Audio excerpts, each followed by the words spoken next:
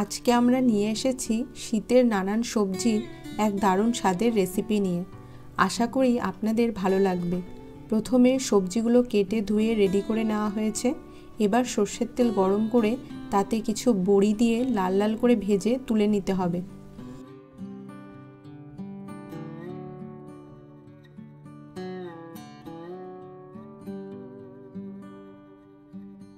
এখন ওই তেলেই দিতে হবে তেজপাতা, শুকনো লঙ্কা ও পাঁচফোড়ন।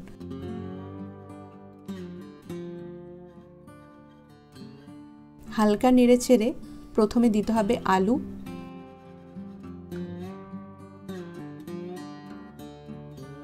এখানে একটা বড় সাইজের আলুকে 6 পিস করে কেটে নেওয়া হয়েছে।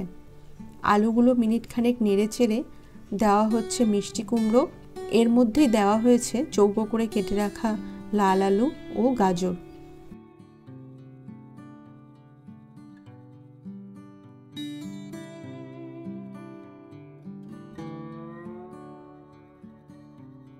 এখন দেওয়া হলো 2.5 চামচ মতো নুন ও 2 চামচ হলুদ।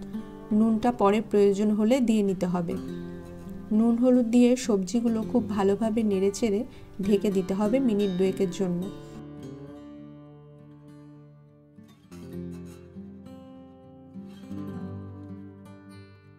ঢাকা খুলে দিতে হবে মাঝারি সাইজ করে কেটে রাখা পালং শাকের ডাঁটা, বেগুন, শিম ও চেরা কাঁচা লঙ্কা দিয়ে সবজিগুলো খুব ভালোভাবে নেড়েচেড়ে ঢেকে দিতে হবে। এতে সবজিগুলো অনেকটাই সেদ্ধ হয়ে যাবে।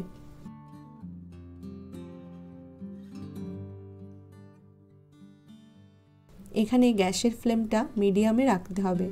2 থেকে 3 মিনিট পর ঢাকা খুলে ভেজে রাখা বড়িগুলো ভেঙে ছোট টুকরো করে দিয়ে দিতে হবে ও তার সাথে সামান্য জলও দিয়ে দিতে হবে।